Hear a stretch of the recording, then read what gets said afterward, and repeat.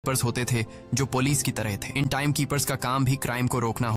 Time keepers के officer Raymond ने उस जगह में अच्छी तरह से जांच की, लेकिन उसे कोई भी उस ब्रिज के पास लगे सीसीटीवी कैमरा की तरफ गई। वह सीसीटीवी फुटेज दूसरी समझ चुका था कि उसकी के लिए जिम्मेदार शहर के लोगों को एक एक सेकंड का मोहताज बना दिया है। अब विल उनसे बदला लेने ग्रीनिच की तरफ निकल पड़ा और यहां से होती है असल कहानी शुरू।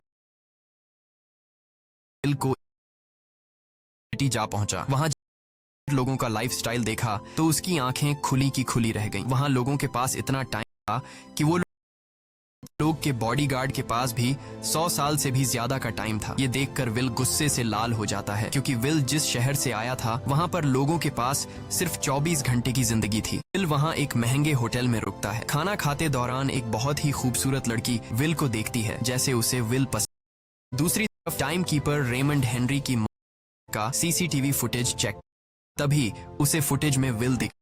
हालांकि कैमरा ने हेनरी को ब्रिज से गिरते हुए ब्रिज के पास आ रहा था, जानकारी इकट्ठा करने को कहा। रिसर्च के दौरान कीपर्स को यह बात पता चल जाती है कि विल नाम का एक आदमी बहुत सारा टाइम खर्च करके ग्रीनविच सिटी में एंटर, जिससे रेमंड को यह बात कंफर्म हो जाती है कि विल ने ही हेनरी को मारा है। रेमंड उसी वक्त अपनी टीम के साथ ग्रीनविच शहर की ओर रवाना और ग्रीनविच शहर में विल एक कैसीनो में आया, जहां कुछ अमीर लोग पोकर खेल रहे थे। विल उनके साथ बैठ जाता है, एक नए आदमी को, लेकिन विल गैम्बलिंग में माहिर था। आज उसके लिए अमीरों से पैसे निकालने का सबसे अच्छा मौका था। विल एक रईस आदमी के साथ, फिलिप यहाँ का सबसे रईस इंसान है। उसके पास खुद का एक टाइम बैंक है जो लोगों को लोन पर टाइम देता है। फिलिप के साथ उसकी डॉटर भी बैठी होती है। यह वही लड़की है जो कुछ देर पहले विल को गौर से देख रही थी। गेम जब शुरू हो जाती है, विल अपनी लाइफ का सारा टाइम पर और अपनी माइंड वो फिलिप से 1100 साल जीत जाता है। यह देखकर फिलिप की बेटी सिल्विया विल से काफी ज्यादा इम्प्रेस हो।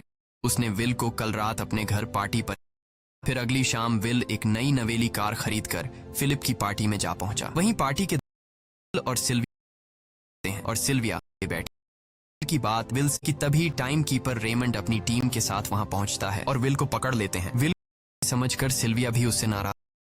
सबसे पहले विल का सारा टाइम उससे छीनकर सिर्फ 2 घंटे दिए। उसके बाद वो विल को हेनरी के खून के पूछता है कि हेनरी को क्यों मारा। विल उसे कहता है, मैंने उसे मारा नहीं था, नहीं चाहता था, इसलिए उसने मुझे 116 साल दी और बाद में उसने खुद की जान ली। लेकिन रेमंड विल की बात पर यकीन नहीं करता। विल समझ जाता है कि रेमंड मुझे हेनरी के झूठे केस में फंसाकर उम्र भर कैद के लिए मुझे जेल में डाल देगा, इसलिए वह मौका देखते ही रेमंड के आदमियों को मारकर खुद को आजाद कर लेता है और बंदूक लेकर सिल्विया को ढाल बनाकर विल उसे साथ लेकर भाग।